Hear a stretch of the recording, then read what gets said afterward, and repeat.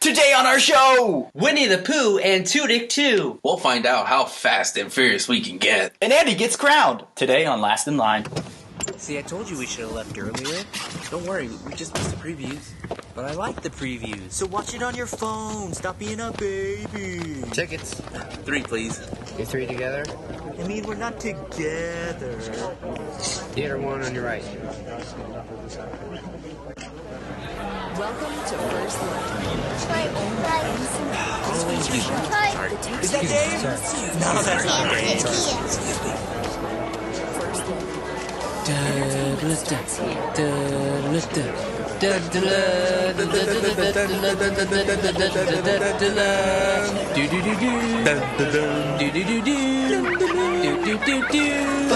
Shut up and stop kicking the lights! We're trying to watch the movie!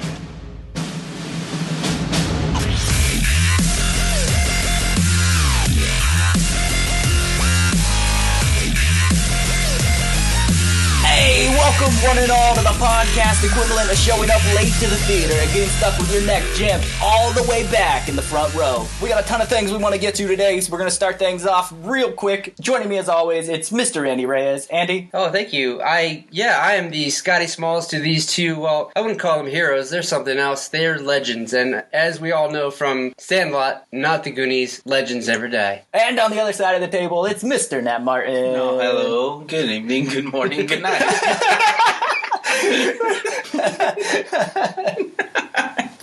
Nat, what's going on, man? What's going on with us today? Oh, I mean, we have a bunch of movie news that we have to go through. Then we have a little bit of roundtable discussion over the Fast and Furious franchise.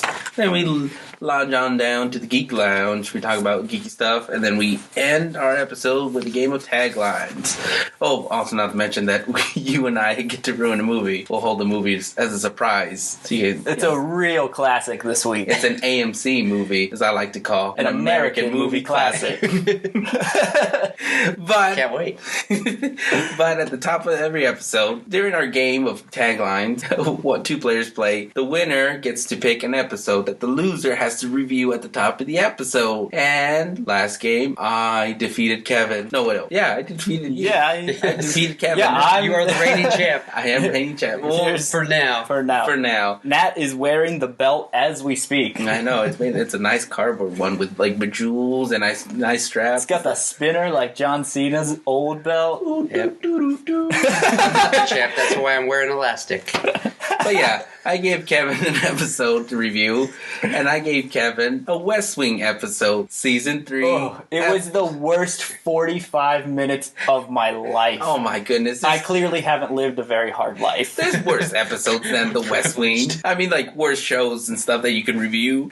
It's whatever. Go. Well, Fine. either way, I gave you season 3, episode 12, 100,000 Airplane. I think that's, yeah. Now, Yes. I'm gonna be up front honest. I don't remember the episode that much. I don't. Oh, well, then You just pick it at random? you're in for a treat because I'm very fresh on this episode. I've seen the series, once. And Why did you give it to me if you don't love The West Wing? I do like The West Wing. I do. It's a really good show. Well, you don't remember the episode. You're just like, Because it's one of those episodes that you just watch and just move on. Like, you just keep on. There's 8 That's one of those seasons. shows where you just yeah. watch it and There's move on. 8 seasons. I'm not going to remember every single episode. ugh. But So, either way. Kevin, why don't you tell us how this episode goes? All right. Well, first, let's start off. If you haven't been able to tell, I have never seen an episode of The West Wing ever. It's not something I ever planned on watching, and had I not lost so terribly in taglines last week, we wouldn't be talking about this here today. Well, that's a shame because it's a good show, but whatever. I don't know any of the characters. In fact, I didn't even know any of the actors who were in it. I mean, I recognized them, but I didn't know who had been in The West Wing until I had just watched it. What? There's a couple there's good actors. There's Yeah, no, I know Rob Lowe's in it and stuff now, but I didn't know he was in it until I watched it. Oh, okay. I never would have, because I never would have watched The West Wing. So I wrote down some of the thoughts that I had as I was watching this episode. Okay. And I'm going to give you a quick review and the way my mind worked and the thoughts that I was having as I was watching this. So this is The West Wing, Season 3, Episode 12, 100,000 Airplanes. It's election season, and the Mighty Ducks coach's dad is giving a speech. I wonder if Gordon Bombay will make an appearance. Hey, is that him? Oh, no, it's just Rob Lowe. He must have a part-time brother pass, because black don't crack, and apparently neither does Rob Lowe. He is one youthful son of a bitch. He must have access to the Fountain of Youth. What was that Pirates of the Caribbean movie where they went looking for the Fountain of Youth? On Stranger Tides? Man, that movie was disappointing. I just got distracted and I think I missed something. Wait, Rob Lowe knows sign language? What can't he do?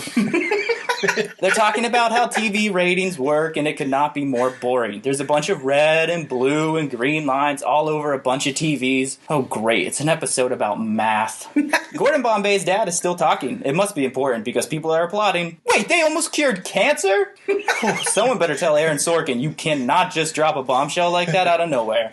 Oh well, maybe that'll come back to it. Opening titles. Hey, it's the one guy from Psych and Anna Faris's mom. Maybe this will be a comedy after all. Cut to the White House. Interior. It's dark out. There's a party going on in the White House, and the bad guy from Billy Madison is trying to pick up the hot mom from Weeds. What was her name again? This is gonna drive me crazy. Anyways, Rob Lowe's been doing an interview for what feels like an eternity, and oh look, a flashback! Apparently, Gordon Bombay's dad is being impeached, or at least was. I mean, I think it's still a flashback? Oh my god, you guys, I think Rob Lowe was engaged to the reporter. Awkward. There is so much legal jargon and political jargon in this that I have no clue what's going on. I mean, what in the actual fuck is a censure? That's all we keep talking about. Apparently, the bad guy from Billy Madison is having no luck in the dating department. Oh, hey, we're finally back on this cancer thing. A room full of old white people are talking about a drug that could make cancer livable. Oh, some guy's out of pie. And Rob Lowe's brooding about a speech. Or his ex-fiancée. I'm not sure. It's hard to tell. I don't know any of these words. We're back at the White House party, and the president just cock-blocked Eric from Billy Madison. I just remembered the bad guy from Billy Madison's name is Eric. Hey, look, it's finally Gus from Psych. It took 25 minutes to give him 3 sentences? Why even put him in the opening credits? He's really more of a special guest at this point. Anyways, we're back in the Oval Office now. Rob Lowe is encouraging the president to announce that they're going to cure cancer. Why is this episode called 100,000 Airplanes? I haven't seen one airplane. The deaf president's aide is yelling at Rob Lowe. Oh yeah, there's a deaf president's aide. And by yelling, I mean signing really, really fast. She's really mad about something, but again, who knows? Rob Lowe wrote an excellent speech for Gordon Bombay's dad about curing cancer, but now he doesn't know if he wants to give it. This was definitely not a comedy. Still no sign of Gus yet. The president's staffers have been worried this whole episode about him being impeached, but in true TV fashion, just in the nick of time, the American people remembered why they liked him in the first place. Things are shaping up for Coach Bombay's dad. Mary Louise Parker. You guys, the hot mom from Weeds was Mary Louise Parker. Oh, finally. That was going to drive me crazy. Anyways, everyone's super happy and their jobs are safe. Wait, did Anna Faris's mom just offer to bang Rob Lowe? Okay, seriously, I'm pretty sure nothing is coming of this cancer thing. We're way more focused on Rob Lowe's failed almost marriage. Hey, they just said the title of the episode. Cool. Yet still no sign of any airplanes. Credits. Oh, that's a big bummer. I thought you would at least see one airplane. That is The West Wing, Season 3, Episode 12. At least, that was what I got out of it. No, It sounded a lot more fun than I remember of that show. So, I gotta ask, because those are some of the thoughts I had as I was watching this. But I had to ask Andy the same question. Do you think you're going to continue watching the show? Do I think I'm going to continue watching The West Wing? Probably not. I didn't know any of the words. Like, I'm not a smart man, but I'm also not a dumb man, but I'm also definitely not a lawyer. I will say, I do love Aaron Sorkin's writing because the characters he writes for, they basically sound like in a conversation that after each sentence they say, they take a week, they prepare what they're going to say next, and then they come back and then continue the conversation because, like Kevin said, the stuff they say, it's words that people never use, and it's like big intelligent words, and you're like, how the hell did you pull that out of your ass, like that word and stuff? And like every single thing that they talk about is like, and yet he thought that I was going to enjoy this show. Well, because I always thought you're a connoisseur of good shows. I thought. I always thought that they ad-libbed on that show. What was that? I always thought that they ad-libbed on that show. No, they I don't. just thought they were that smart. Oh no, he yells at you off camera. Stick to the script. Is that? Oh yeah, because Joe from The Flash is in that, right? Dude. He's in The West Wing. No, he was in Law and Order. Are you sure? Yeah, he was in Law and Order with Benjamin Bratt. I thought they were the same show. Man. You know what? Segway! Okay, this is the movie news rundown.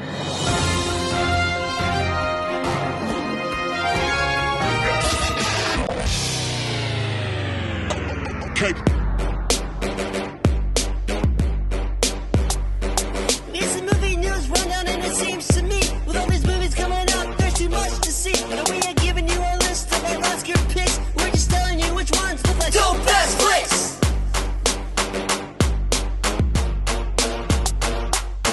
This is the movie news rundown, and what we like to do here on this segment is we like to take a look at some of the biggest stories in the world of Hollywood around us. Kicking things off, we're going to be talking about the Jetsons. Guys, Yep. They're planning a reboot of the Jetsons. Live action, but it's not the movie that we were promised years ago. It's a TV show. Can you imagine 22 episodes a season of live action Jetsons? No, wait, did they say it was going to go into network? Or Yeah, ABC picked it up. ABC? Oh, then it will be 22 episodes. Yeah, I know. Lots of filler. So there's gonna be single cam probably because ABC doesn't really do multicam. So there'll be a single cam. I think I read that it was multicam. Oh, that's gonna be hard. Right? Because they're going to shoot Like it a- like a straight up sitcom. I know that's. How do you do that with a future setting? I mean, the one. Okay, if I'm doing the show and if I'm doing multicam, the one thing that I already have in my mind is like you go cheesy. You know, cheesy background, not too much in the effects. But then again, people are gonna hate that though because they want to see flying cars zipping through the air. What if okay, ready? Okay. Now don't say no right away. What if instead of doing a Jetsons, like all Jetsons, we did a crossover of the Jetsons meets the WWE? They already done that. Yeah. But now what if we got a live action version of that with John Cena fighting Elroy? You can do an episode where you can bring a wrestler in, but still. Not Elroy. Matt, what if we cast like a really buff dude to play Elroy? Because this is ABC. They're not going to just cast some little scrawny kid. They're trying to get the heartthrob viewers. No, they'll probably cast a little kid and an older, young teen. Will probably be the girl from Goldberg's, the girlfriend that left the show. Yeah. Oh, yeah. She's still got a contract with ABC. She'll probably come back. Do they have any casting news about it? No, there's Really? been no casting news yet. You know who I think would be a good George? Clark Gregg would actually be a good George Jetson. He is funny. I mean, that's if you've not seen bad. the show, the Old Adventures of New Christine, he's Yeah. pretty funny in that Yeah, show. and by that time, Agents of S.H.I.E.L.D. will probably be finally canceled. Cancel. You say over? No, canceled. Oh. All right, guys, they have finally announced the voice casting for the movie we're all anticipating, the Disney live-action reboot of Winnie the Pooh. The press release is Jim Cummings. He's been voicing Winnie the Pooh for over 30 years. And Tigger, don't forget. And Tigger. He does yeah. Tigger. Jim Cummings is coming on to the project to voice Winnie the Pooh. So Winnie the Pooh is going to sound exactly the same as we remember. Brad Garrett, our favorite lovable oaf from Everybody Loves Raymond, is coming on to voice Eeyore, which is perfect because how many seasons did Raymond go? 9? 9, I think. Yeah, 9. He's been playing Eeyore for 9 years. So that's perfect, right? Oh, yeah. Yeah. Spot on casting. And everyone's favorite, Alan Tudyk, has been... I don't think he's been cast officially, but he's in talks at least to voice Tigger. You know he does every Disney movie now. Yeah. Like, he's got to be in it, no matter if he voices a character or an animal. He's got to do it. Yeah, I don't know. I think he has an interesting voice, and he's great at voices. So I think he is. would be really good at it. Yeah, I'm just worried that because Jim Cummings coming back, so Winnie the Pooh's going to sound exactly the same. Yeah. Brad Garrett, yeah, he could probably sound close to the Eeyore that we remember. But the question is he going to try to sound like Tigger, or is he going to put his own spin on it? I think it would be actually kind of interesting to see him kind of maybe make Tigger sound kind of like Steve the Pirate from Dodgeball. Wait, No, why would you want that? I mean, not go like R matey, but like That would be a bold choice. Tigger's got a hook No. on all four of his paws. No, just like his language, like every sentence he says is R. He ends it with R, and then he's a very versatile voice actor. yeah, then he voiced a chicken in a movie. He literally did chicken noises, and he got paid. He got paid. Here's like easy money. Like, have you thought about though, like a live action Winnie the Pooh? Like, have you thought about what are they gonna do? I want them to just full on make him like a grizzly bear in a red T-shirt. I want him to be a bear. Like, that's gonna be weird because I mean, like the story is that this kid is pretending that his stuffed animals are alive, right? right. So here's okay. Look, this is my pitch. Ready? It's because it's essentially the exact same plot from Hook. Christopher Robin quits believing. All of a sudden, Winnie the Pooh shows up, and he is like, "Hey, something's afoot in 100 Acre Wood. Come back with me." I want the CGI for Winnie the Pooh to be like Ted when he comes to get him in the real world, right? But then, as soon as they go through the portal or the storybook, or he falls asleep in a coma, or however they're going to do it, and he goes to the 100 Acre Wood, I want his imagination to take over, and all of a sudden Winnie the Pooh goes from Ted to full-on grizzly bear, to full-on Revenant in a white or in a red shirt that says Pooh. But is he talking the same way? And he's talking the same. Okay. Still sounds like Jim Cumming, but he's a grizzly bear. Right. That's my pitch. I would watch that. And then how are we going to get a bouncing tiger? Well, it's CGI, so we could do anything. You could do anything. That's true. We could do anything. You could make a tiger bounce. Yeah, but then like the characters that they're probably going to do for the movie are going to be, cute and friendly, Yeah, I kind of hope that they stay as the stuffed animals. Well, you guys are crushing my dream, so we're going to go ahead and crush Nat's dream now. This next story is probably going to affect Nat harder than it's going to affect anyone else. Oh, I thought Nat, I hate to break it to you, but Sony has officially dropped Bad Boys for Life. Oh, I hate Sony now. Originally, the release date was January 2018, so we were only mere months away from finally seeing this masterpiece, and then they pushed it to November of 2018, and now they've dropped it entirely. Yep. Was that the title? Was Bad Boys for Life? Yeah. When I saw that in your text, I read it as they're dropping Bad Boys for life. Like they're never going to make another Bad Boys movie. Like Sony flat out said, no more. No more. No mas. Not until Will Smith and Martin Lawrence are dead in the ground. Then we'll reboot it. Yeah. They've dropped it entirely. What was it? It was Bad Boys for Life was going to be 3, and then what was Bad Boys 4 Batman? Was it Bad Boys Forever? I don't know. They did or that Bad Boys out of 4. order. It's supposed to be Bad Boys 3D and then Bad Boys number 4. That's why they dropped it. That's why they dropped it, because they didn't have you in the marketing department and stuff, so you can help. I'm available. It's such a missed opportunity because Bad Boys is a perfect action franchise. It is. You have a dynamic of two actually like funny people that actually do like really cool action scenes that you can kind of believe. Them shooting guns, jumping off cars, going to talking to sexy ladies and trying to get them. But here, it's a real missed opportunity that they didn't have Will Smith write the rap song for that movie for either of them. Both, yeah. But well, I think he didn't want to do them though. He did Men in Black. He did Wild Wild West. Yeah, it was P Diddy did it right for Bad Boys 2. Well, he did Shake Your Tail Feather. Well, he did the song, but he also produced the soundtrack. So he found out a bunch of rappers. Isn't that his record company, Bad Boys Records? Bad Boys Records. He must really love those movies. Yeah, yeah. That's such a missed opportunity. What else did Will Smith do? Those were Michael Bay movies, right? Yeah. See, that would have been the perfect opportunity to cross over and Bad Boys meets Transformers. Well, I'm pretty sure that would have happened if they would have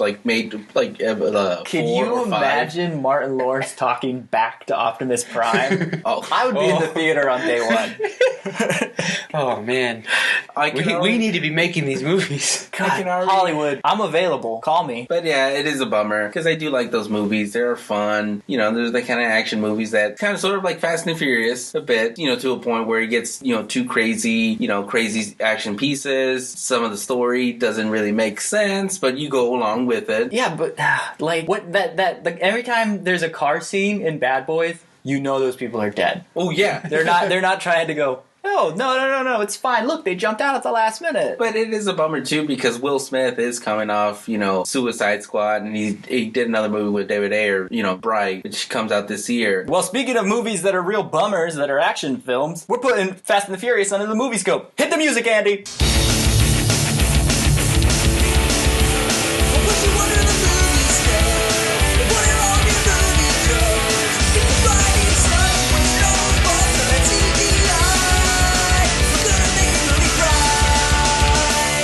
Alright guys, this is Under the Movie Scope. What we like to do here is we like to put movies and entire franchises under the microscope, and we like to nitpick. And examine a bit. We like to examine. It's not just nitpicking. We're going to tell you what we liked about them. We like to look at movies sometimes that are so bad that they're good, or we like to look at movies that are really terrible that they're terrible. Last week we did Three Ninjas. This week we're doing the Fast and the Furious franchise. And because there's so many movies, and we don't spend too much time talking every single movie, we're going to do the highs and lows of each movie. We all have a high point and a low point of each movie, and then we just kind I of don't think anyone can remember every individual movie. I mean, yeah, exactly.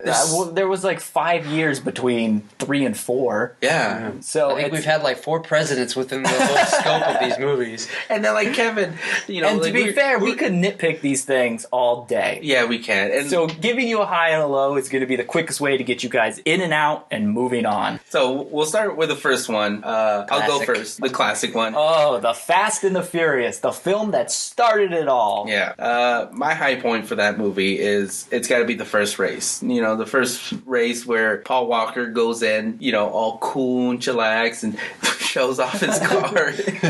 He's like, hey guys, check this out. You guys like my ride? It's blue. Like how I feel sometimes. This was the point where everyone in America was like, oh, I got to trick out my car. Oh, I know. Everyone. And that's the part in America where everyone thought, ooh, neon lights under cars is badass. Look, this is my problem with the Fast and Furious. Everyone saw that movie, and then all of a sudden they went, I'm a car guy now. You know what? I like cars.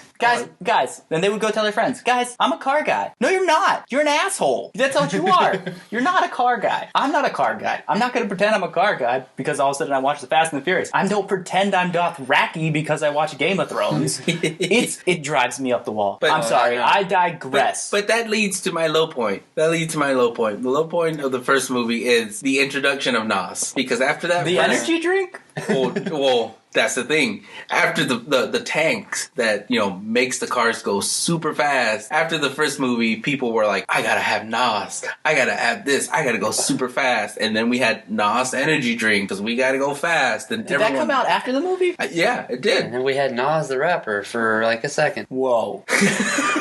No, Illmatic was one of the greatest albums of all time. And Nas was way before Fast and Furious movie. Although he probably was on the soundtrack. Because... if not, then they dropped the ball. But Andy, what's your high and low?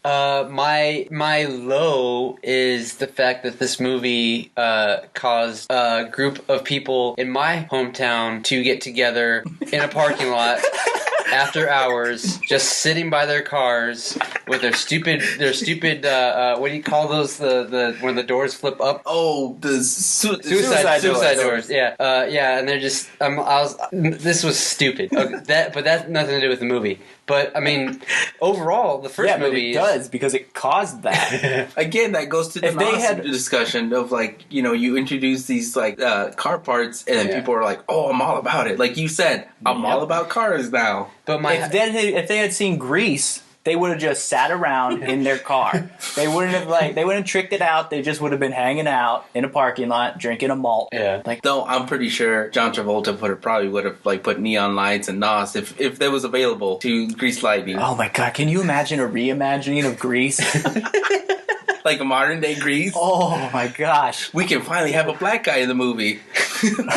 My high for the first one is that I feel like the first one was the only one that had real believable stakes at the end where, this guy is undercover and then at the end he's like, oh, he's befriended this guy and so he doesn't have the heart to take him in. And I feel like none of the other movies really kind of hit that point. I know what you mean. I mean, it's from like Point Break, like Keanu letting Patrick Swayze run away and stuff. And that leads it to me. Yep. Here's my low. This movie was a shot-for-shot remake of Point Break. I wouldn't say shot by shot, No, but it was almost.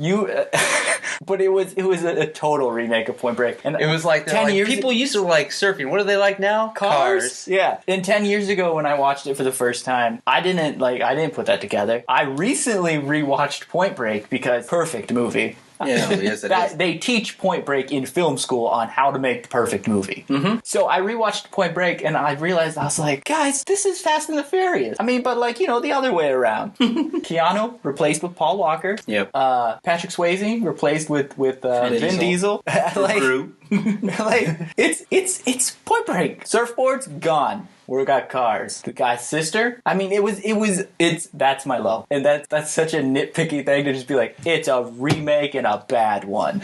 But that's my low. Right. My high from the first one is probably the end of the movie, the drag race with the train. Yeah. When they're like taking off and they just narrowly don't get hit by a train. Yeah. I think a better ending for that movie would have been if they got hit by the train. Both of them or just No the sequel. one? Both of them. And then we wouldn't have the franchise altogether. They still could have made Tokyo Drift. That's a prequel. No. Oh, no. 4, 5, and 6 were a prequel, Yeah. right? We'll get to that. Oh We'll my get to God, that. that timeline is get so to that. messed We'll up. get to that. All right, so go to the second one. Too Fast, Too Furious. Featuring Chris Bridges. Ludicrous. Can we talk about how Ludacris went in these movies from being this kind of like ghetto race promoter to being, I'm a geeky black tech guy? Like, I can hack and do this and Yeah. that. Yeah, I know. It goes way off. But, the high for me, it's a weird point or weird part of the movie, but to me the high is when the villain is trying to interrogate another goon or just a normal other guy. He puts a rat in a bucket and then puts it in his stomach. That's a high for you? Yes, because you know why? Because it is true, and you can actually, they have the science real. If you burn the top of like a bucket with a rat, the instincts of the rat will dig the ground to escape the heat. Ugh. I know it's a gross point, and they don't really show it. It's just a little. that's what I would do. Stuff, but it was one of those movies where, I did not know rats could do that. I guess I can keep it in my brain and remember that heat will make the rats go down. For the low point, it's the part when Tyrese is riding with the villain or one of the goons, and he injects him. As the villain leaves the car, or he gets injected, in Spanish, he says, "Maricón." My high point was Eva Mendes, and my low point was Eva Mendes. So she's your high and your low. She's a hot actress, but she's not a good actress. She's hot and good to look at, Yes. but when it comes to dialogue, Not so much. Woof. Kevin. All right, so my low point of Too Fast, Too Furious is, again, a little nitpicky, but my low point of this movie was the soundtrack. Low point? This is a low point. Too fast. Exactly, Too yeah. furious. Because Okay, there's a bit of an inside story. when but yes. I was in high school, the guy that I carpooled with was a huge Fast and the Furious fan. Yes. And he loved this movie so much. And I guess I should probably lead off with, he drove his mom's minivan, so he was again, when going back, he was a car guy. He wasn't really a car guy. But he drove just his an a-hole. mom's minivan. Yeah. He drove his mom's minivan, and he was a car guy. So he was so into these movies, he tried to reenact them while we were driving to school. And it wasn't a very long drive. And so there's a scene in the movie where they're staring at each other while they're driving, Eva Mendes and Paul Walker, and he's like, "Do you trust me?" And like, and they're staring at each other, and they're driving down the road, and all of a sudden, like, he slams on his brakes just in time and doesn't run into somebody. And he's like, "See, I'm a good driver. I guess that didn't turn out to be true for you after all, Paul Walker." Too soon. Too soon. So he's like, "I'm a good driver." This guy I used to carpool with would do that. He would be like, hey, remember that scene? No, I don't. He'd be like, hey, look at me. No, you look at the road. Keep your eyes on the road. And you also forgot to mention that he didn't just love the album. He loved the Ludacris song. Yeah, he didn't like the whole album. Yeah. So the low point for me, and again, it's probably not even the movie's fault.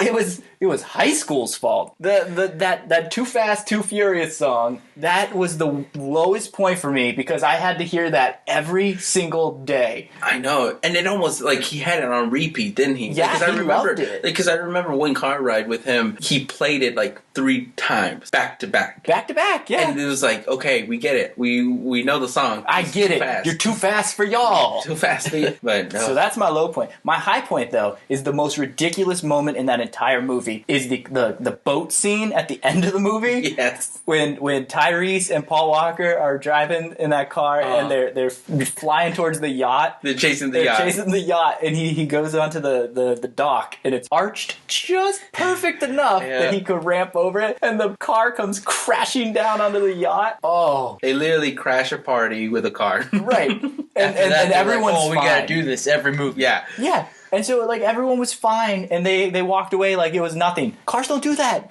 People don't do that. And I get it. I love movies that are ridiculous, and that's why that's the high point for me.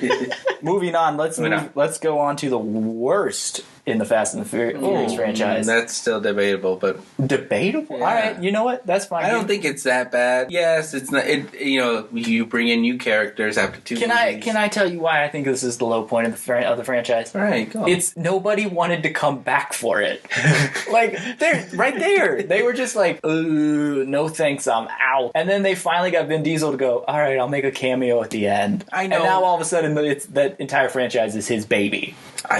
Yeah. Man, I sound so I just sound like I hate everything. To be fair, there's a lot about this franchise I do love. Bow Wow was really good at it. Yeah. Well, the high point for me is, I think it would be the first scene when they drift. They're drifting upwards, not downwards. Upwards. I don't know the science behind it, but apparently they can do it in cars. That to me is a high point. The low point, it has to be I know you're going to debate me on this one, but it's the Hulk car. The Hulk car that Bow Wow makes. That is awful looking, and no way that I'm gonna have my car designed like the Hulk punched it on from the inside, and you see the imprint of his foot and his it was just terrible looking and stuff. And also at the time the movie came out, it was like after the Eric Bana one, it reminded me even worse of like, oh god, you're reminding me of a horrible Hulk movie. It wasn't that bad. Yes, it is. Ang Lee for life.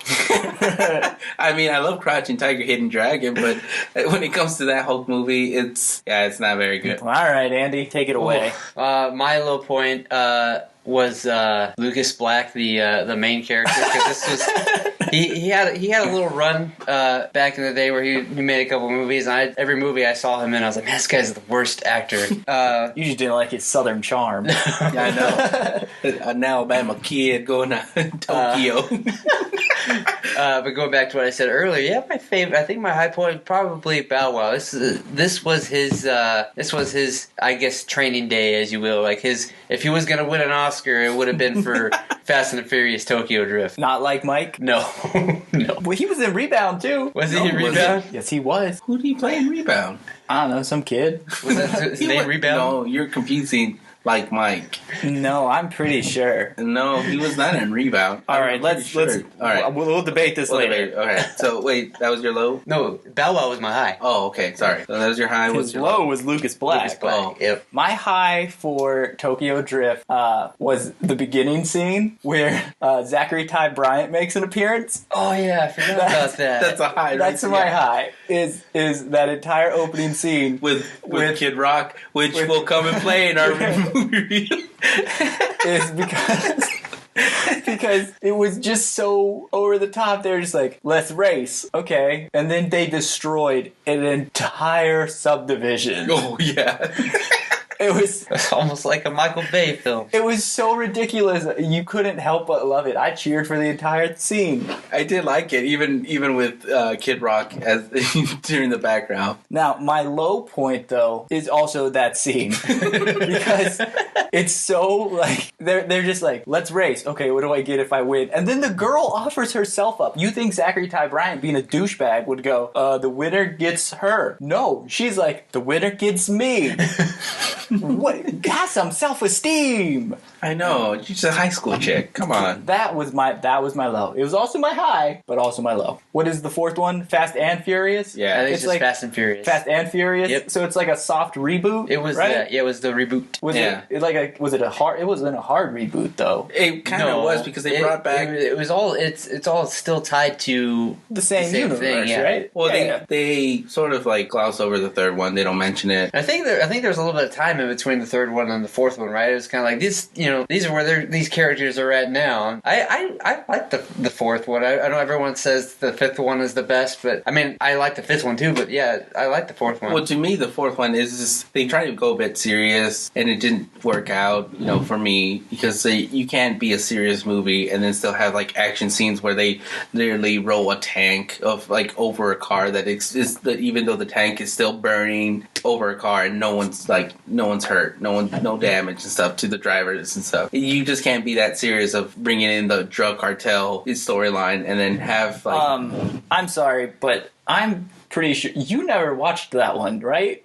I thought he didn't watch the fourth one. I skipped most of it. Remember, we had this whole debate when I was trying to catch up. When you're trying to catch up, you were like, skip the fourth one. And Andy I told you to skip the fourth one. Why did you say he didn't like it? It was because it had story and it wasn't mindless action? Maybe. I thought it was boring. That's the thing. Like, I thought... Then that's why. Yeah. Well, the high point for me, it's got to be, I guess, when they try to rob the fuel tank, the tankers and stuff. Was that the fourth one? Yeah, that's the fourth one and stuff. How they did, I'm not going to go into the whole logistics of how they pull off that wonderful plan, but low point is the mine running at the end under the mountain. Oh and yeah, stuff. I didn't like that either. It wasn't a very good action scene. Andy, yeah, my high point, I guess, is that I like what they did with this kind of coming back to the well, and this is where everyone's been after all these years.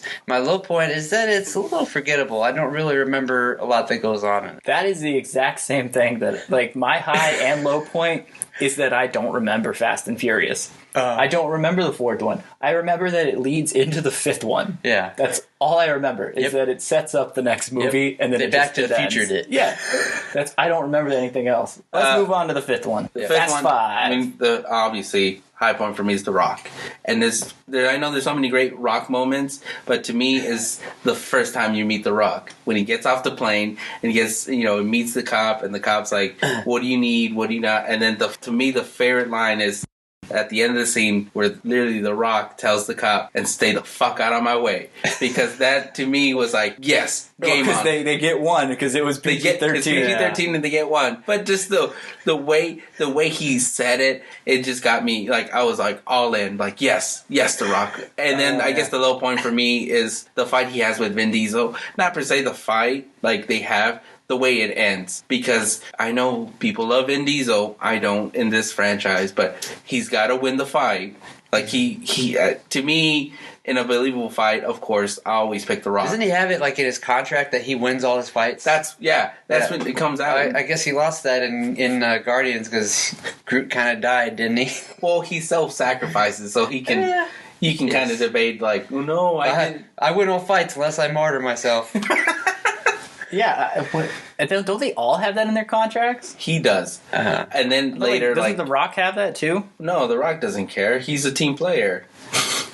Oh, throwing shade. I know. I like Vin Diesel in other movies. In this franchise, he's like the least favorite of mine. Yeah. I like this movie. I like how, because the fourth one was kind of like a segue from the first three, and to now the fifth one is like this kind of tonal shift where it's like this. Oh, now we're doing heist movie. This was a good heist movie. Yes, it was. My high point was not one specific point, but like when they're doing that kind of like training to figure out how they're gonna. They kind of do like Ocean's 11 where they build a model of the parking garage where they're gonna break into, so they can figure out where they need to turn and how fast they need to turn. That was pretty cool. Yeah, and actually that they actually went behind and said, like, this is the cameras. You gotta go beat the cameras out and stuff. My low point, it's again something that wasn't necessarily to do with the movie, but when I saw this movie in the movie theater, that moment when they get to Brazil and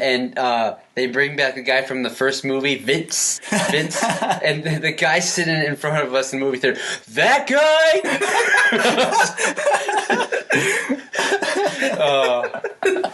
I want to be like, dude, you're being that guy right now. But yeah, I loved how they like brought back all these characters. It's like the writer was just like, okay, guys, we're no longer a movie about racing. We are not a racing series anymore. We're now a heist series. Yeah, and I mean, you gotta give it for them for the commitment that they had. Oh, they're committed. They're just like, what next thing can we talk? But there's still a series where the good guys are so charmed over by the bad guys that they just can't put them away. I mean, they're villains in this series. Yeah. Do you know how many people they kill? Super villain.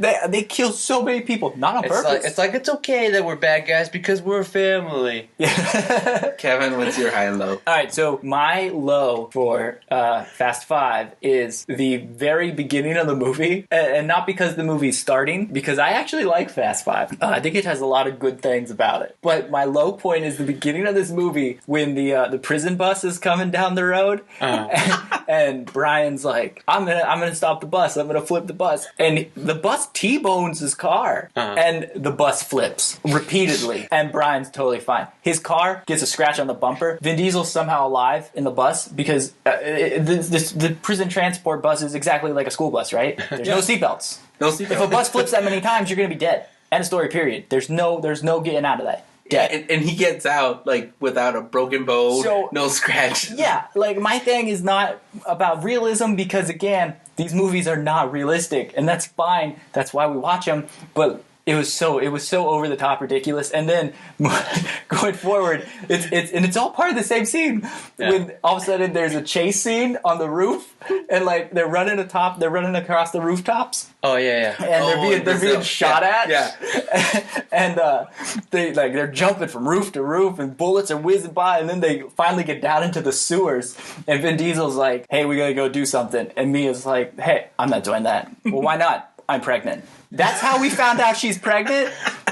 She's not going to go do the really easy laid-back thing that Vin Diesel says they need to go do. But running across the rooftops and jumping and falling and landing on her like back, totally fine being pregnant. The bullets whizzing past you, totally fine. Everything she did in the beginning of that movie was a series of abortion techniques. Like that's in the handbook for self-home abortion. I think it was just a couple days pregnant. Like I don't think she was like 3 months pregnant. I was just saying. It was that is such a ridiculous, like you can't let her be pregnant later on. Don't expect me as the movie goer to be like, I bet that baby comes out totally fine. Yeah. So it was so these movies are unbelievable, and that's why we watch them, but that was so unbelievable. Yeah. So the beginning of the movie is my low point. My high point though is that safe scene at the end where they're driving through and they have the safe attached to 2 cars and they're just destroying everything. That's the best part of the movie. Again, they're villains. Do you know how many people they wiped out with that thing? Yeah. Oh, those poor innocent cops who were just trying to do their job. The cops. I was thinking about the bystanders that were just. Did they hit a bicyclist? Like they ran that safe through buildings and stuff. Who knows how many people they probably. This whole movie was full of collateral damage. Yeah. Anyway, so that's Fast 5. Nat, what is it? Fast 6? Furious 6? What did they call it? I think it's Fast and Furious 6. Yeah, Fast and Furious 6. Yeah. It's impossible to keep up. I know. High point is the Gina Carano and Michelle Rodriguez fight. I thought it was pretty good. I'm a big fan of Gina Carano before she, making movies, in the she wasn't UFC, but she was an MMA fighter. But the fact that they gave 5 minutes, they dedicated 5 minutes of 2 women who can fight, and actually showcased that they actually fight fight pretty well, and it is a really good fight. That to me was a really high point. The low point was when they killed Gina Carano, because I'm a big fan. And yes, they harpooned her out of an airplane, but still. They should have ended that fight with her beating her up, and she's on the ground like, oh, your boob's hanging out. Oh, I love Deadpool. But yeah, that was the low point that they killed her off. Okay, my high point, and it's kind of a bittersweet point, but my high point is when they killed off Giselle. Oh, yeah. Because it's such a touching moment, and it's very heartwarming. Like, oh, no, there she goes. But then you're happy because she's leaving this franchise and gets to go make Wonder Woman, which was brilliant. Well, we didn't know at the time, but yes. Yes.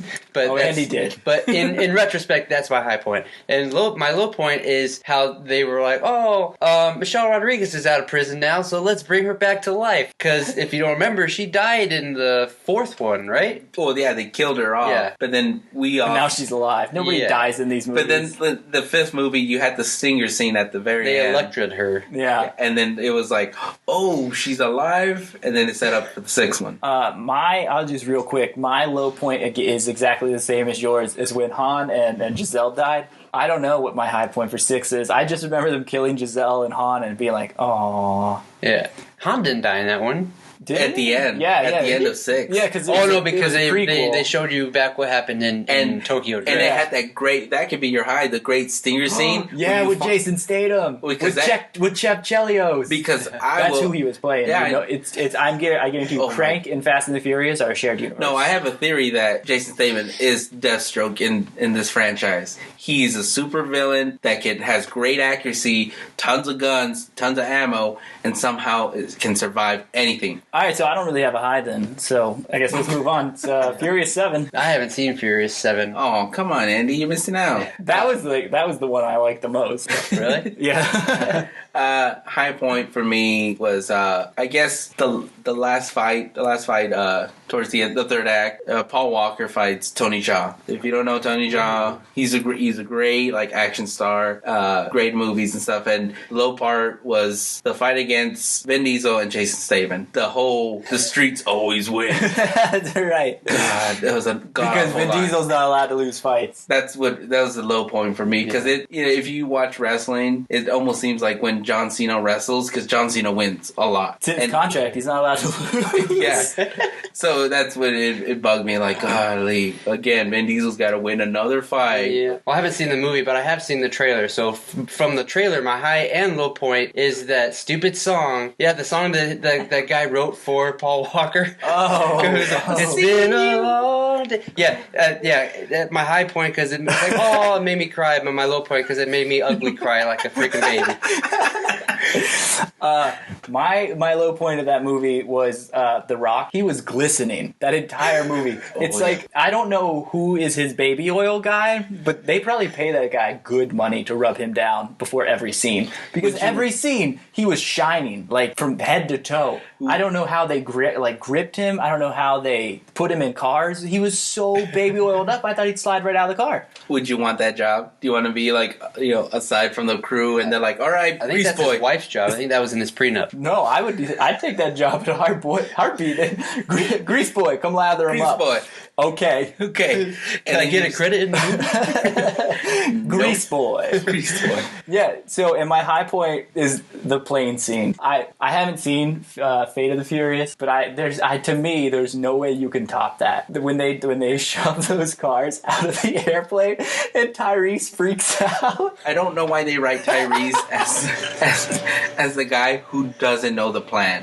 Like these guys are like they write he's just not paying attention. Well, that's the thing. But he acts surprised. Wait, we're doing what now? We're doing what? Yeah, it's like when they bring him in for a scene, they go, okay, act really surprised and yell a I lot. don't think they even give him a script. So it's genuine. He's like, you think he's really doing it? Like, that's wait, really what? just show up this day, this time. So he's literally going around the set. What are we doing, guys? We're doing what? What?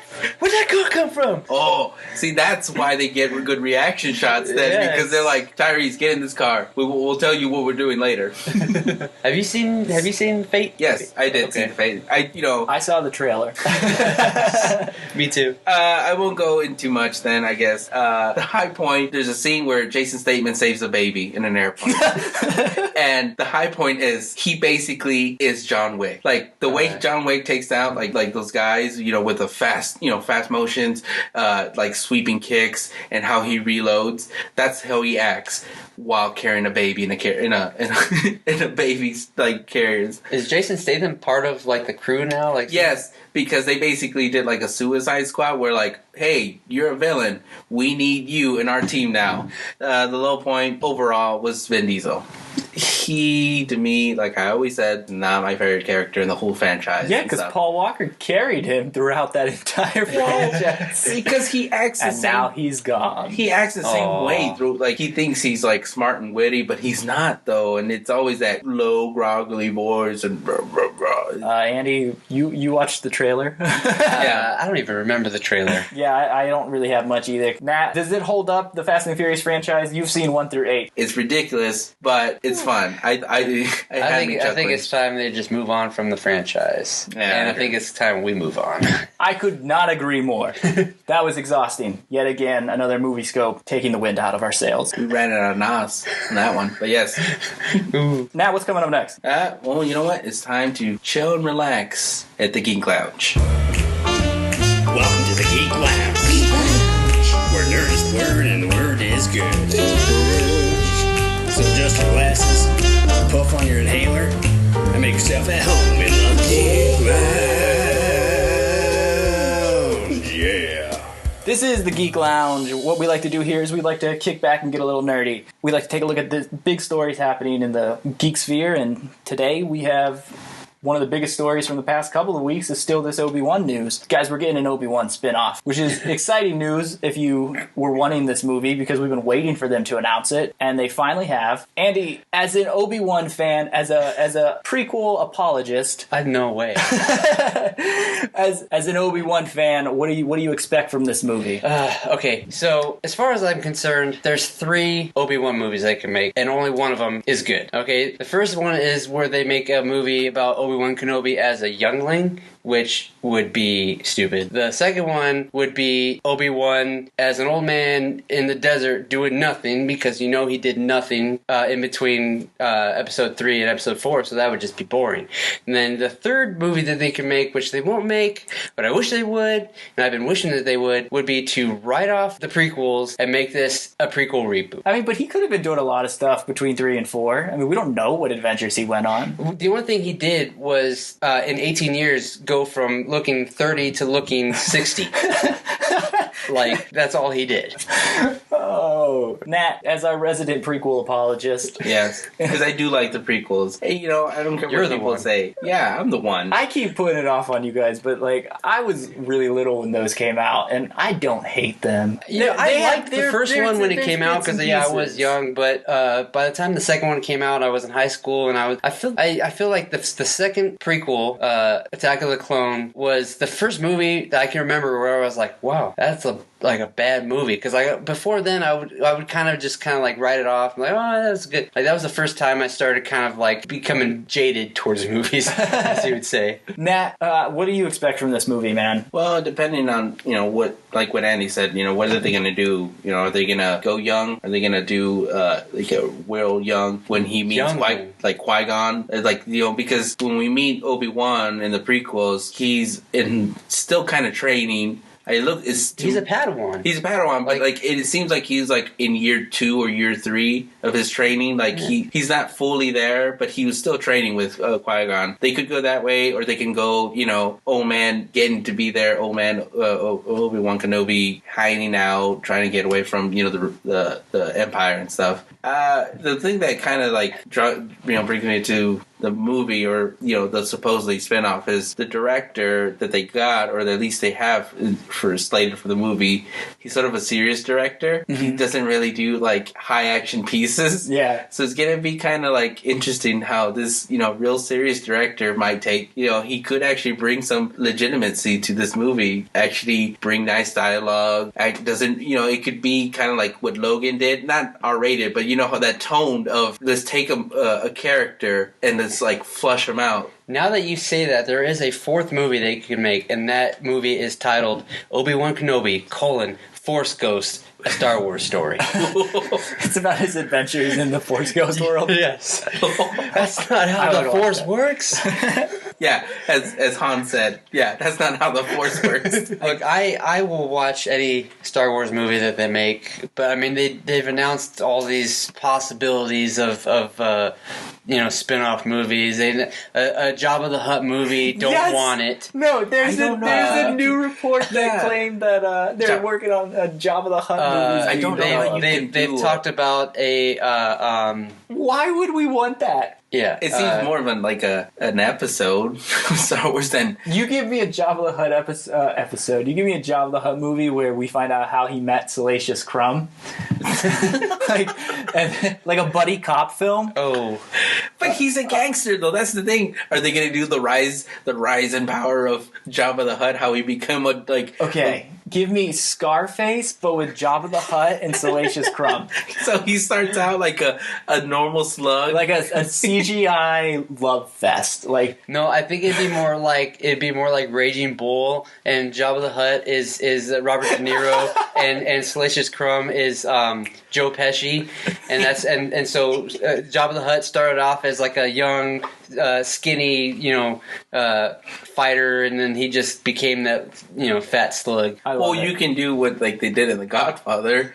They went back to like what Marlon Brando, how his rise to like how he got to become like that powerful. So you have a skinny young Robert De Niro played Marlon Brando, so he was young and fit, and then you cut to the present where he's already old and fat.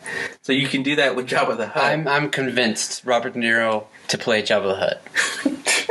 Well, from one guy who went from being young and fit to old and fat to another, Shazam's going to be the next movie that's in development with Warner Brothers and DC. We're going with it.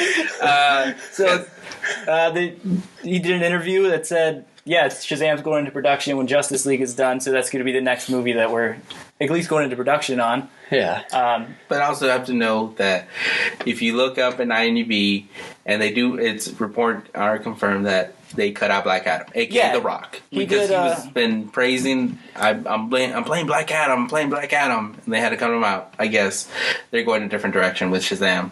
Yeah, the film's director, David F. Sandberg, he was doing an interview, and he was like, yeah, The Rock's been cast as Black Adam, but he's not going to be featured in the film anymore. There was a draft where he was in it, I guess, but they took him out because they want the movie to be more of an origin story of Billy Batson, and they want it to be lighthearted, and they said it's going to be the most fun movie that they put out. Well, so Black Adam. They had that Superman Shazam animated movie that was an origin story, but that also had Black Adam. Right, but Black Adam is such he would add such a layer of darkness to it that it couldn't be as fun as they wanted. Well, I guess they're taking the approach like what they did with the Batman series. So you don't want to start out the movie with a Joker. You start out with a villain, and then you work your way to the main villain of Shazam, which is Black Adam. I just hope they don't go the route of Batman v Superman, where it's Batson v Superman. Because I know they do kind of quarrel a little bit, but I'm over that. But the thing that gets me is that The Rock has been cast. He's been officially cast as Black Adam for the longest time. Yeah. And we still haven't seen The Rock as Black Adam. We've seen fan art. We've seen fan art, but we haven't seen The Rock as Black Adam. And as for the people who make fan art with the hair, I don't like it. I like bald Black Adam. Keep him the way he is right now. Just I think that opens him up though to play Jon Stewart Green Lantern. But as far as the origin, it doesn't bother me because I know a lot of people don't really know Black Cat. I mean, not Black. Ugh. A lot of people don't know who Shazam is. You mean Captain Marvel? Yes, Captain Marvel. And I don't think the general movie-going audience is really going to care. I think they're just going to see DC on it. I wish they would fight for it. I wish they would be like, okay, you're making a Captain Marvel? We're going to make a Captain Marvel. We're making a Captain Marvel, yeah. And they would get crushed. Our Captain Marvel's a man. But it does make me a bit... It's the female Ghostbusters all over again. The internet's going to be pissed. What do you mean Captain Marvel's a woman? No, guys. The other one. The other one. We got to move on. We got a movie to ruin.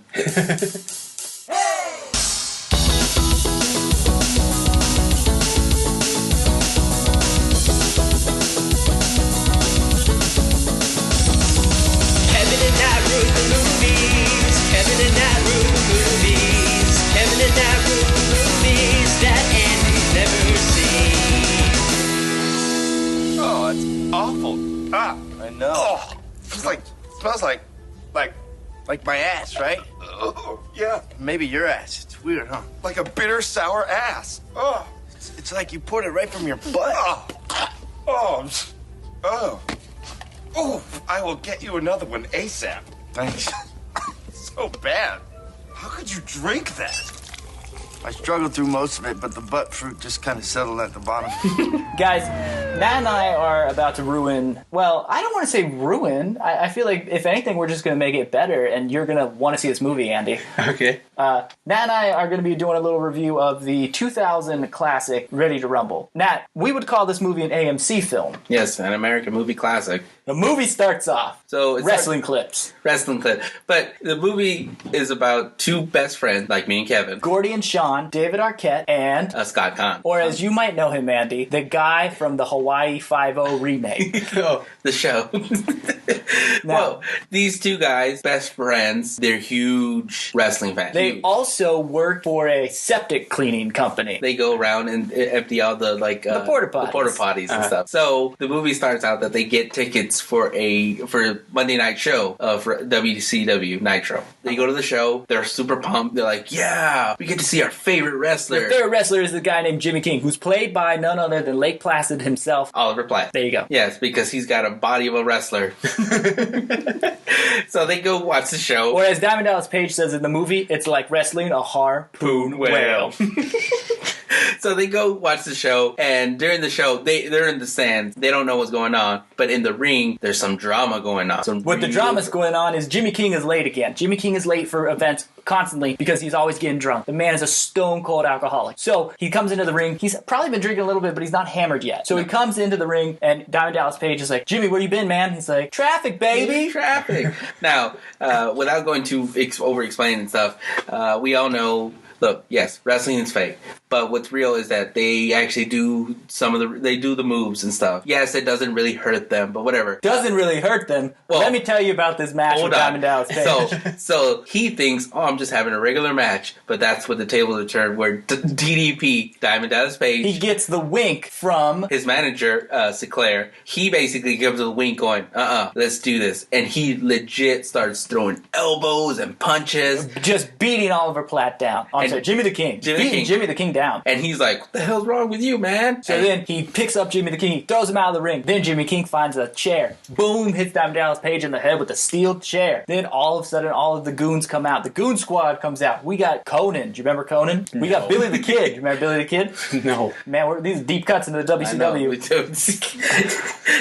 There's a lot. Disco Inferno. Mr. Perfect. Perry Saturn. No? They're all there. And Either way. They're beating him down. They're beating him to death. So they give Jimmy the King like the biggest beatdown in the ring. Then Sinclair says, "Hey, this guy's never going to wrestle here anymore. He's done. He's not going to wrestle again." And he loses his belt. Cut to Gordy and Sean driving home in their poop machine. The septic tank. The septic tank system truck. Now they're distraught the poop because machine. They're fans of Jimmy King and they just saw their favorite wrestler lose the belt, so they're crying. They're crying and they're like, stupid allergies. They blame it on allergies because they're men. They're afraid to cry. Yeah, because real men don't cry. So As we learned in the movie, that's right. Crying's for pussies. Wait, look. It's an actual line from the movie, Eddie. You can't be mad about it. And just a quick reminder, it was 2000, so I know it's not cool to say it now, but apparently it was funny back then. It was funny back then. So they get in a car wreck, They get in a car wreck. So the septic truck flips on its side. Poop everywhere. Splat. Remember how when we talked about Surf Ninjas, I was like really obsessed with the fact that Tone Loc had to dig through his own crap? Yeah. Okay, so this, even better. There's poop everywhere. It's flying all over the road. Then the highway patrol comes and they get them and they're like, "You guys okay? You guys okay?" They're like, yeah, we're fine. Then, in a stroke of genius, guess what's coming down the road? Another semi-truck coming. But this one's full of toilet paper. So the truck driver hauling toilet paper hits the truck, and poop and toilet paper just flying everywhere and hits everything. Hits the cops, hits Sean and Gordy. Gordy's like, "You gotta appreciate that." So they lose the truck. They're trying to hitch their way back home, and then they get the brilliant idea of, you know what? We gotta save Jimmy King. We gotta make things right. And by making things right, we gotta go help our favorite wrestler. So they track down where he is. He's drunk, dressed as a woman. They look in the window, and Gordy's like, You mean to tell me the king's a queen?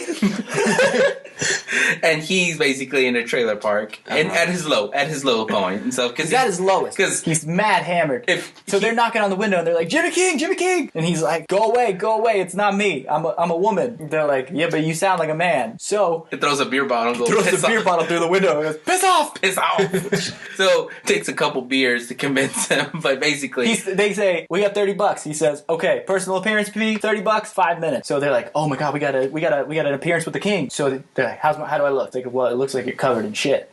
So they get inside the trailer and they talk to Jimmy King. They're like, you gotta come back, man. You gotta come back. And he's like, I can't. And he's all mad. He's upset and he's sad. Obviously, the man's probably a little depressed. He's been drinking. So he's like, it's these two guys who riled him up and trying to they bring back his accomplishments and recite him like coming back from major back surgery major back injury, and how his leg got broken. And 6 weeks later, he came back and whooped ass. And they're trying to get him all riled up and stuff. And finally, they do. And so they say, you know what? Give us that $30 back. We'll go pick you up some beer. That's how they convince him to stick around. So they go pick him up some beer, and they come back, and Jimmy the King. Yeah, he's Jimmy like, King. Okay, thanks for the beer. Now get out. And so they're riling him up still again, and they're trying to get him going, and finally he knocks him out, crowns him. That's when he jumps off of the turnbuckle. With except in this case, it was a chair. It was a chair, but his move is the crown. Is he jumps up, jumps off standing, and with his closed fist, he hits you on top of the head, and you get knocked out. So he crowns him, and then they wake up the next morning with beer being poured in their face. Oh. And he's like, I'm going to take you guys up on your offer to go get Diamond Dallas Page one last hit. So they... Oh, yeah, that's what happened, by the way. Yeah. So they convinced him to go, that they could get him a meeting with Diamond Dallas Page and Sinclair. So they're like, okay, road trip time, and then we hit the lit music. Remember? Lit? Okay, so they go... My Own Worst Enemies playing in the background. Okay. To a montage of driving. So they go to the next Monday night show that they have over. They sneak him in. And guess what? A porta potty. Because they know that best. And they said, okay, here's the plan. When we tell you to come out, you come out and stuff. So So Diamond Dallas Page is coming out. He's doing a segment where he's being filmed. And he's throwing shade over Jimmy King, going, "Oh, it was like wrestling a harpoon whale." And that's when Jimmy King's like, I've had enough of that." And so he doesn't wait for this. He doesn't wait for the call. He doesn't wait for his cue. He busts out of that porta potty and he knocks Diamond Dallas Page out. Or as in the wrestling business, he opened a fresh can of whoop ass on him. And then Gordy and Sean, they take out Sinclair. So. Now, Sinclair's pissed. He's like, who are you guys? They're like, wrestling fans. So, Sinclair's like, fine. You did this all so you can get a job. Fine. You can get your job back. But in one condition. In 1 month, and live on pay-per-view in Las Vegas, Nevada, we're going to have a cage match. And then Gordy's interrupting him the whole time, going, oh, he'll be there. He'll be there. So, they set up a match where Jimmy the King versus DDP have a cage match. It's not just any cage match, Andy. There's 3 cages stacked on top of each other. So, basically, if Jimmy the King wins, he gets his belt, he gets his job back, and he gets $1 million, which they just tossed it in because whatever. Because it's $1 million, and that's cake money.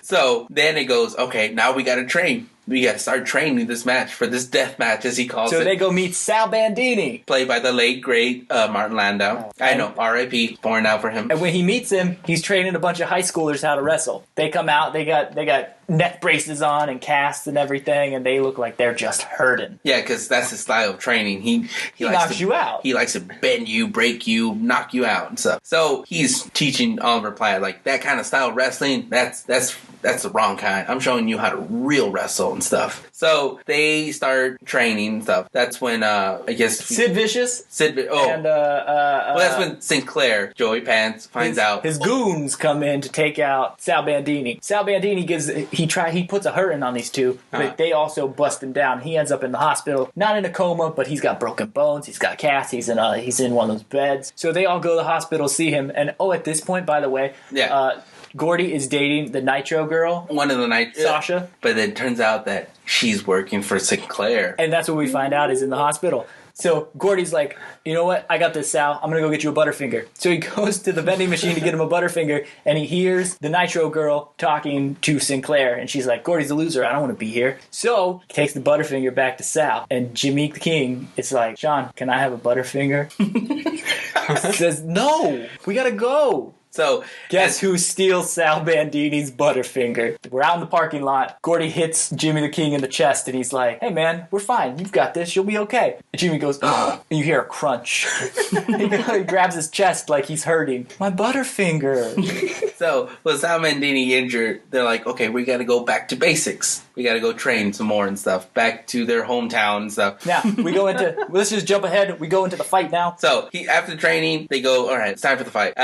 Gordy, played by David Arquette. Gordy has to stay behind because his dad wants him to be a cop. His dad's a cop, and throughout the whole movie, his dad's trying to get him to be a cop, but he's like, "That's not for me, Dad. That's not my life. My life is being a wrestler and wrestling." And basically, his dad's like, "Shut up. Your dreams are stupid." So now Jimmy the King's getting his butt whooped on by DDP. They're in the cage. They come in. They lock the cage, and they're all whooping on. They're Jimmy whooping King. butt. They're like they're it's just a beat down, and then of course the crowd's booing, boo, boo. So now Goldberg and Disco Inferno come running out, and they're shaking the cage trying to get in. But because they locked can't get in because there's a lock. So guess who comes in? David Arquette. David Arquette comes in on a motorcycle. Cop motorcycle. Like his costume is a cop outfit. Yeah. He made a cutoff out of his cop So uniform. he breaks down the cage door with his with the motorcycle and stuff, and he starts wrestling. He starts fighting the other guys. His dad, he's mad, but he sees his son on TV wrestling. And he's like, you know what? That's my son. I like my son now. Like, that dream was not stupid. Yeah. And he's cheering for his son. And then the climax of the fight is you have DDP and Jimmy the Cage on top of the cage. They're fighting, and they're going back and forth. And who comes out just in the nick of time? Hold on. Sting comes rolling through.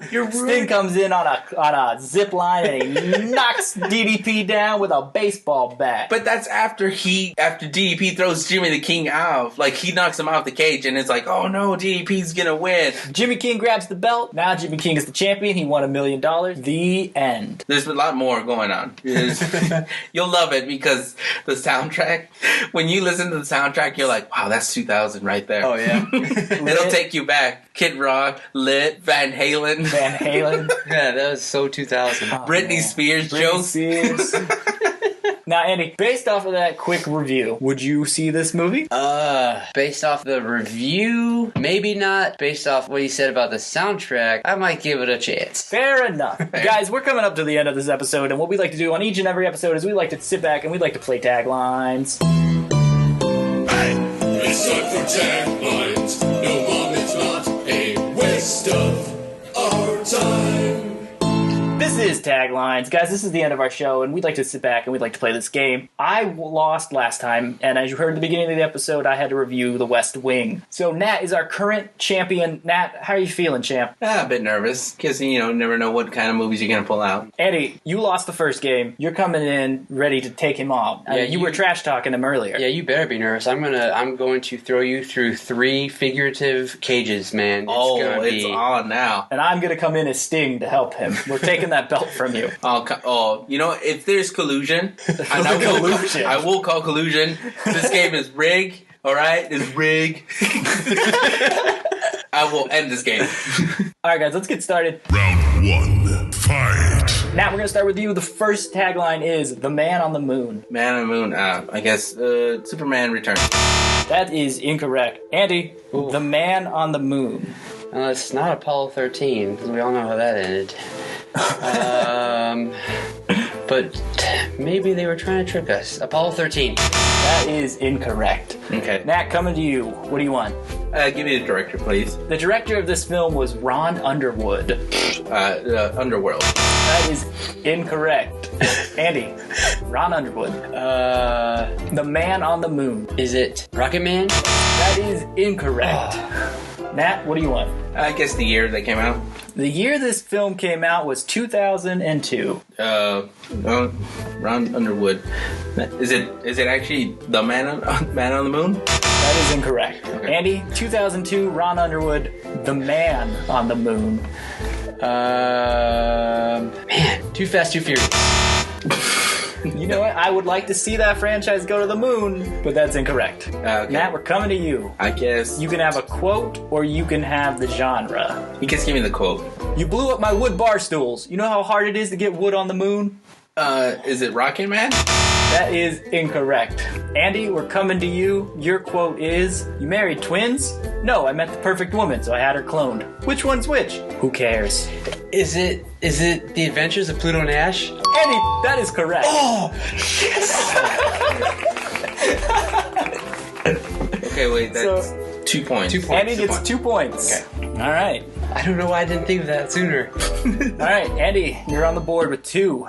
Matt, we're coming back to you.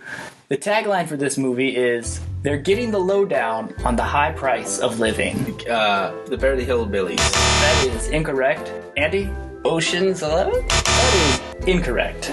Nat, what would you like? Go again with the director. The director of this film was Brett Ratner. Oh, Tower Heist. That is incorrect. Oh. Andy, Brett Ratner. Can you say the tagline again? They're getting the lowdown on the high price of living. Is it Money Talks? That is correct. Oh, damn it. I knew. As soon as you said Brett Ratner, I was like, damn. That's 4 points, right? That is 4 points. Andy, you are up to 6. Yep. Nat, we're having a bit of a shutout here. How are you feeling? You're sweating over there. I know I'm sweating right now, but it's okay. There has been no collusion. All right. I see. Now you're putting that plan to see. All right. Our next tagline. We're coming to you again, Nat. The Wilcoxes were having some problems around the neighborhood until the ultimate security system landed in their backyard. Suburban Commando.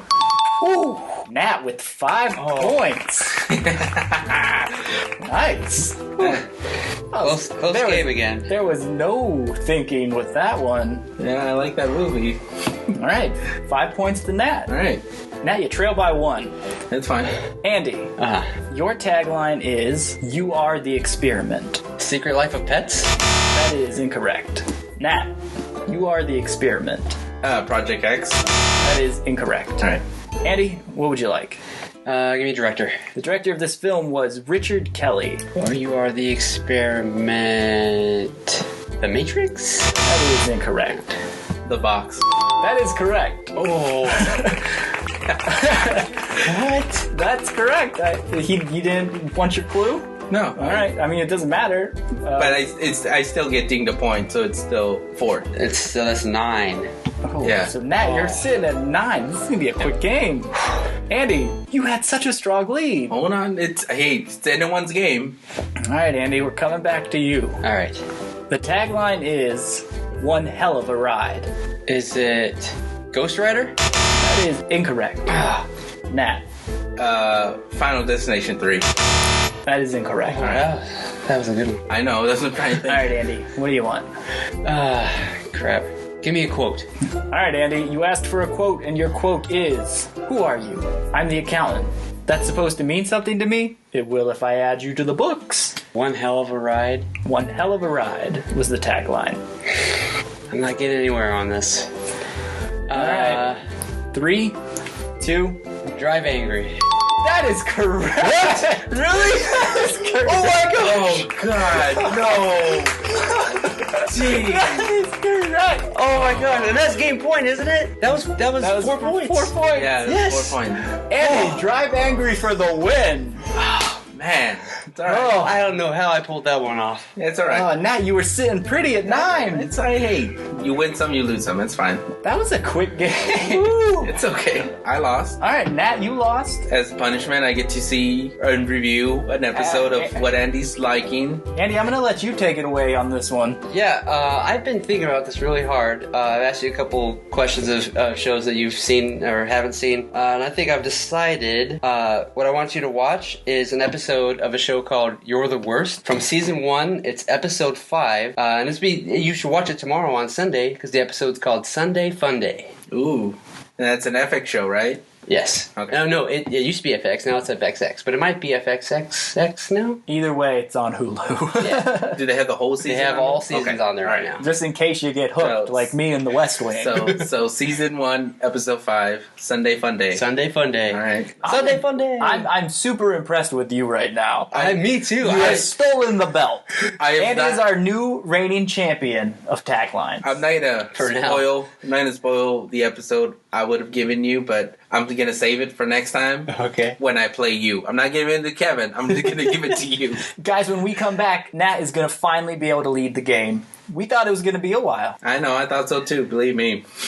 Come back with us in a few weeks. Andy and I are going to go one-on-one for the belt. Yeah, I'm going to ramp up on my John Woo movies. All right, guys, that's the end of our show. That's it. We got nothing left in the tank. So, Andy, why don't you tell us where the kids can find you? On Instagram and Twitter at Andy's Alter Ego. Nat, what about you? At Nat_Martin24 on Twitter, and then 26 for Instagram. And you can find me on Instagram at Hey, I'm Kevin. This has been Last in Line. We'll see you in a few weeks for episode 4. See ya.